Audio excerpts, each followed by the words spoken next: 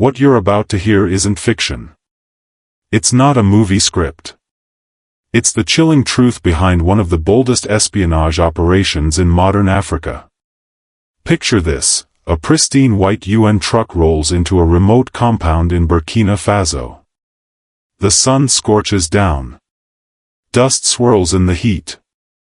Out steps a woman, a vision of grace, blonde hair braided, uniform crisp, smile disarming. Dr. Sarah Magnuson. Aid worker. Humanitarian. Or so she claimed. But beneath the polished exterior, something darker lurked. Traoré saw it. While others saw hope, he saw a predator. Her eyes lingered too long on communication lines. Her hands cradled the medical crate like it held more than medicine. The real clue came at 11:30 p.m.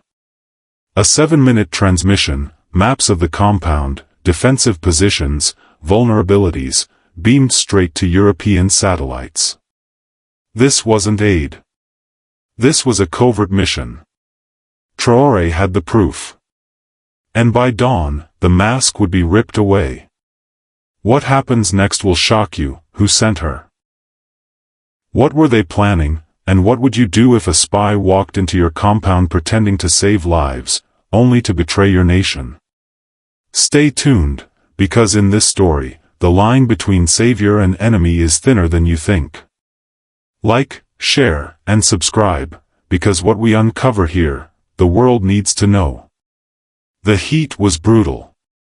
Dust swirled in the wind, thick and choking, painting the horizon in shades of burnt orange. Soldiers squinted under the harsh African sun, sweat dripping from their brows, rifles slung over tired shoulders. It was supposed to be a normal day, until the truck arrived. A white UN vehicle, spotless and gleaming, rolled in like a ghost. No prior notice. No request for entry. It just appeared, tires crunching over the dry earth, its engine humming low and steady, like a threat disguised as a whisper. The men shifted uneasily. Fingers hovered near triggers. No one spoke. Then the door swung open. She stepped out. Blonde hair tied tight in a braid. Uniform crisp. Boots polished. A crate in her hands, labeled "Emergency Medical Supplies," in bold, red lettering. Her smile was soft, professional, warm enough to melt suspicion, if you weren't Ibrahim Traoré. From the shadows, Traoré watched. Arms folded. Face carved from stone. A man who had survived 3 coups, countless betrayals, and more lies than he cared to count. His eyes, sharp and dark, didn't miss a thing. Not the subtle way she adjusted her grip on the crate. Not the slight tension in her jaw when she glanced at the guards. Not the fact that her arrival came just days after a secret security briefing, one so classified even his own ministers weren't fully briefed. The timing was too perfect. The story too clean. Traoré's instincts screamed like a siren in his chest. But he said nothing. Not yet. He just watched. The guards approached, tense, unsure. She spoke first, smooth French, polished accent. "Dr. Sarah Magnuson," she said, voice calm and rehearsed. "International Medical Relief Coalition. We received reports of a potential outbreak, fevers, respiratory distress, possible contagion. I'm here to help." Her tone was flawless. Her story airtight. Except it wasn't. Traoré had contacts in every hospital, every clinic within a 200-kilometer radius. He knew there were no reports. No fevers. No outbreaks. Just silence, and now this. She smiled like an angel. But he saw something else. Her eyes. They didn't search for the sick. They mapped the compound, comms towers, defensive walls, watch posts. Her questions weren't about medicine. They were about personnel numbers, movement patterns, logistics. Subtle. Precise. Calculated. Her hands.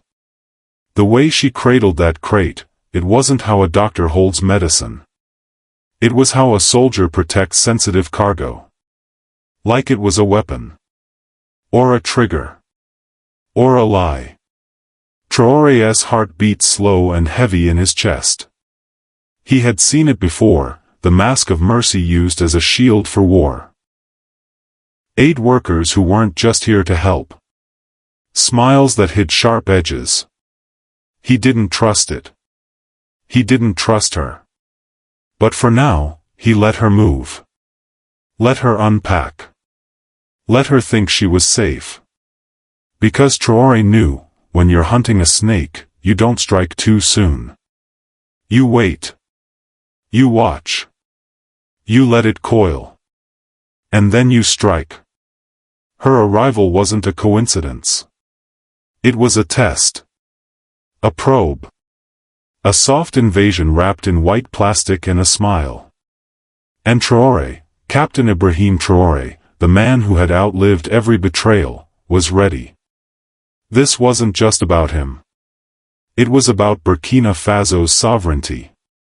The line between help and harm had been crossed. And someone, somewhere far from this dusty compound, was about to learn a hard lesson.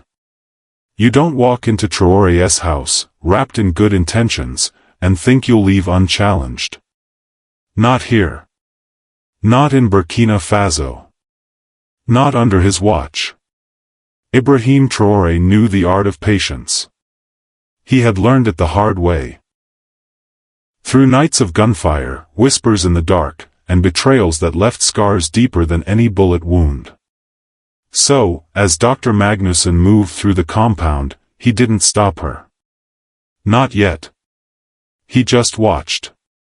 And he saw what others couldn't. She walked with purpose. Not the chaotic, rushed energy of someone responding to a medical emergency, but the smooth, controlled movements of a soldier on a mission. Her boots landed softly, too softly for the weight of the crate in her hands. Her eyes scanned everything.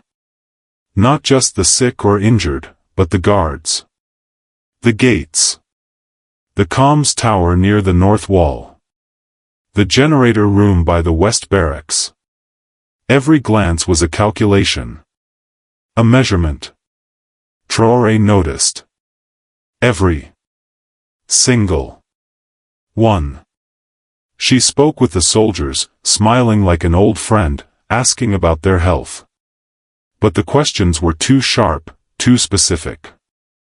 How many people usually stay here overnight? She asked, voice light, almost playful. Do you have enough beds? Enough water for a sudden influx of patients? The soldiers, unaware, gave simple answers. They didn't see the pattern. Traoré did. Her hands told another story. When she touched the crate, it wasn't with the casual familiarity of a doctor handling supplies. It was careful. Protective. Like she was guarding something valuable, something fragile, or something dangerous. And then, the slip. Magnussen asked about the radio equipment in the command post. The question seemed innocent. A doctor, curious about how they communicate with distant clinics, right? Except her eyes weren't curious. They were calculating. Watching the antennas, the cables, the power sources. Traoré's breath slowed. His heartbeat didn't race, it pounded, heavy and steady, like war drums before a battle. He knew that look. That hunger. That precision. This wasn't the first time he'd seen it. Years ago, during a coup attempt, a man in a Red Cross vest had walked through the palace. Calm. Helpful. Smiling. Hours later, that same man triggered an explosion that killed 14 people. The pattern was the same. Different uniform. Same mask. Magnussen was no doctor. She was a wolf in a healer's clothes. But the moment that sealed it, the moment that sent a chill through the room, was when she paused by the main communications room. Just a second. Just a glance. Her eyes flicked over the keypad access, the camera mounted in the corner, the wiring along the ceiling. It wasn't just a glance. It was a scan. Traoré knew. He exhaled quietly, barely moving, but inside, the storm was building. His soldiers saw a humanitarian. He saw a threat. And the worst part? They'd almost believed her. That's what shook him to the core. His men, trained, disciplined, loyal, had almost let a spy walk into the heart of the compound, holding a crate of lies. Ibrahim Traoré felt the weight of leadership crush down on him again. This wasn't just about him. It was about Burkina Faso. His people. His duty. Magnussen moved on, still smiling, still talking, still gathering. And Traoré let her. Because a man like him didn't stop a storm too early. He waited. He watched. He studied the enemy until they revealed themselves fully. But in his gut, he already knew. This woman wasn't here to heal. She was here to map. To probe. To open the gates from the inside. And Traoré would not let that happen. Not on his land. Not on his watch. But watching wasn't enough anymore. Ibrahim Traoré had seen enough to know that the woman in khaki wasn't what she claimed to be. Still, he needed proof, real proof. And it came. The mistake, the slip, when masks falter and true faces show. It happened at 11:30 p.m.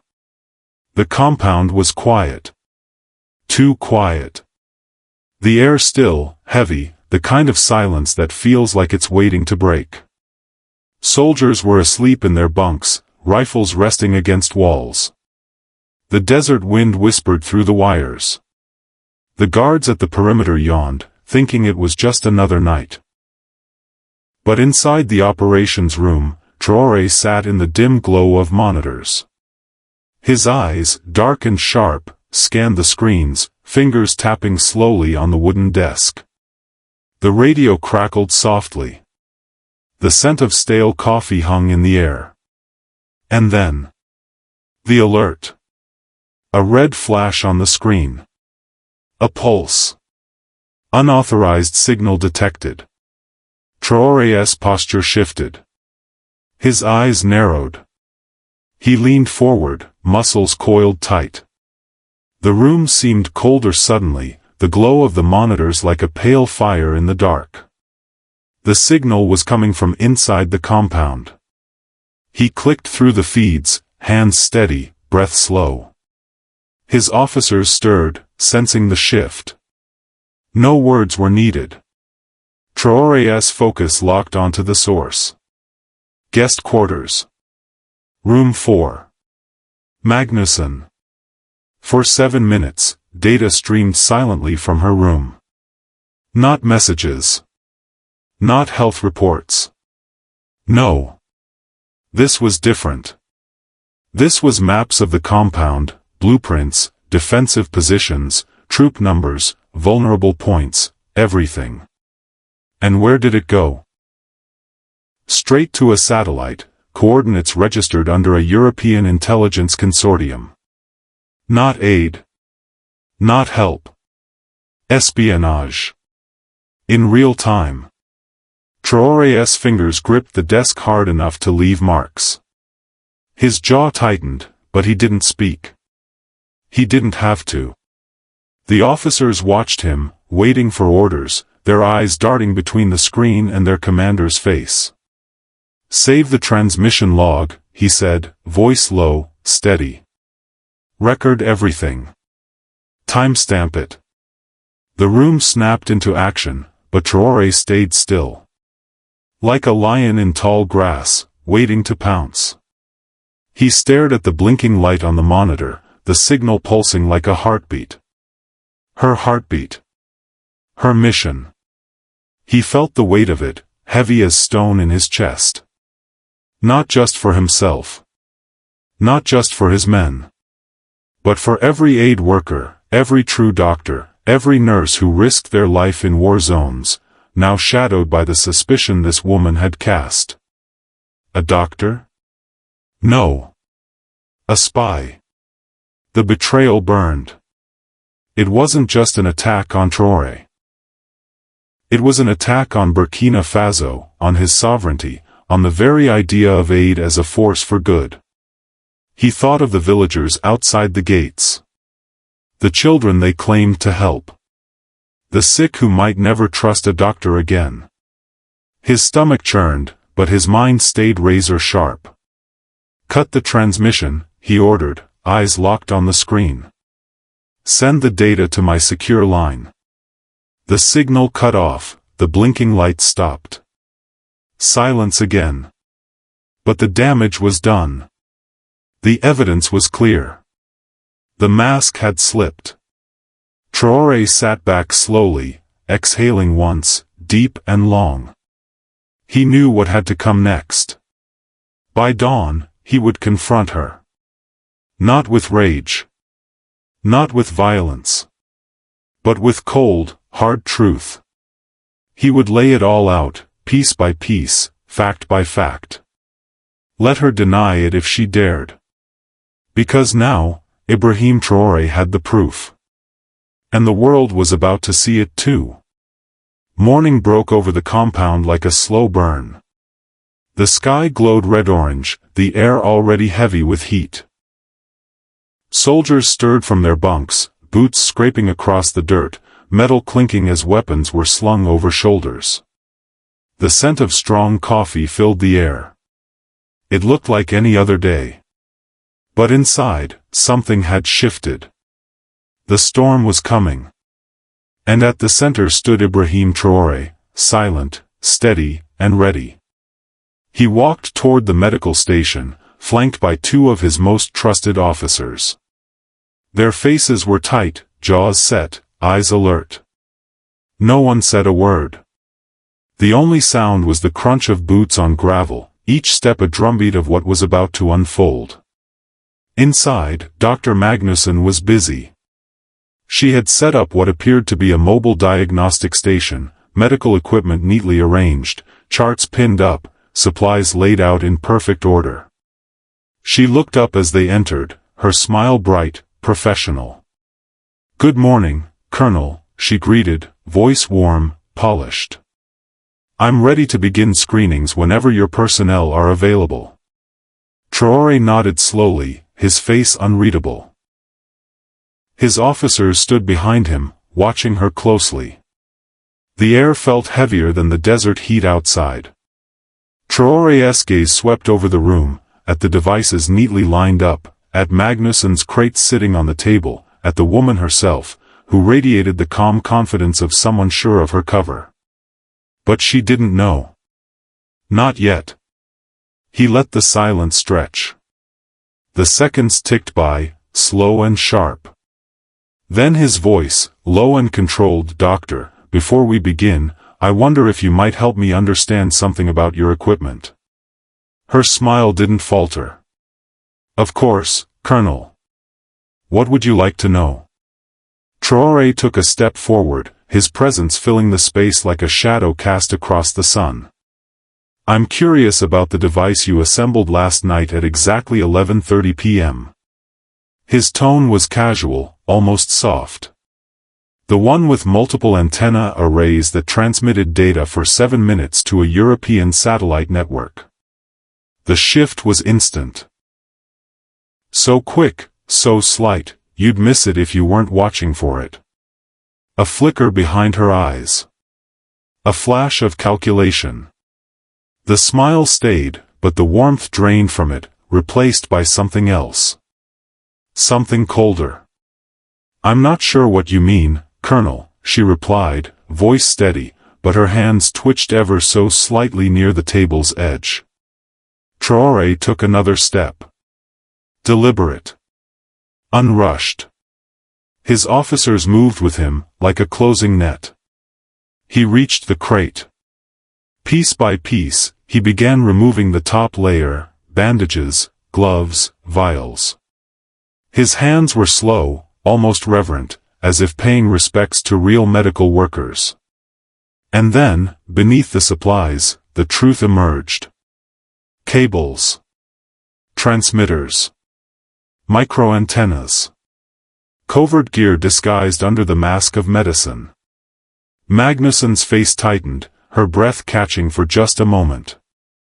But it was enough. Traoré's voice was quiet but sharp as a blade. "I believe you are insulting every doctor who's ever risked their life to help others," he said. "By using their work as cover for espionage." The officers flanked her now, silent, unflinching. Magnuson's lips parted as if to speak, but Traoré raised a hand, stopping her cold. "Don't," he said, eyes locked on hers. "Not yet." Her mask was crumbling. The room felt like it could shatter from the tension. Every second stretched long, like a wire ready to snap. Traoré's message was clear, even before he spoke the next words. "This is Burkina Faso. And you don't lie to us in our own house." The silence in the room was suffocating. It pressed down like a weight, squeezing the breath from the air. The hum of the equipment. The faint buzz of the overhead lights. Even the guards outside seemed to fade into nothing. It was just Traoré, Magnuson, and the cold, hard truth sitting between them. Magnuson sat still, but the tension in her body betrayed her. Her shoulders tight. Her hands folded too neatly on the table. Her breathing just a little too fast. Her eyes, once warm and polished, now flickered with calculation, scanning the room, measuring angles, assessing the exits. But there were no exits. Not now. Traoré leaned in, his voice low, steady, but cutting like a blade. "I'm going to give you a chance," he said. "One chance to tell the truth. Who sent you? What were you doing here? And don't waste time denying it. We have the proof." He nodded once to an officer, who stepped forward and laid a folder on the table. Thick. Heavy. Stamped with the seal of the Burkina Faso Armed Forces. The officer opened it. Photo after photo. Screenshots of the transmission logs. Images of the devices buried beneath her medical supplies. A satellite map marked with her signals coordinates, European intelligence networks. Magnuson's fingers twitched. Her lips parted. Her jaw clenched tight, then relaxed, just for a moment. A flicker of defeat. A flicker of something else, too, maybe respect.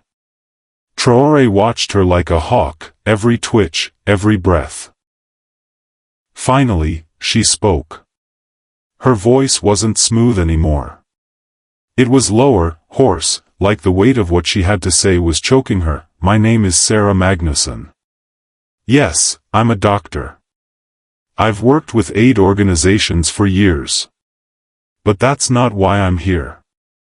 She paused, swallowing hard. Her eyes dropped for the first time, fixed on the table, like the evidence was too heavy to look at. "I work for a European intelligence consortium," she said, each word slower than the last. "My medical background, it gives me access to places like this.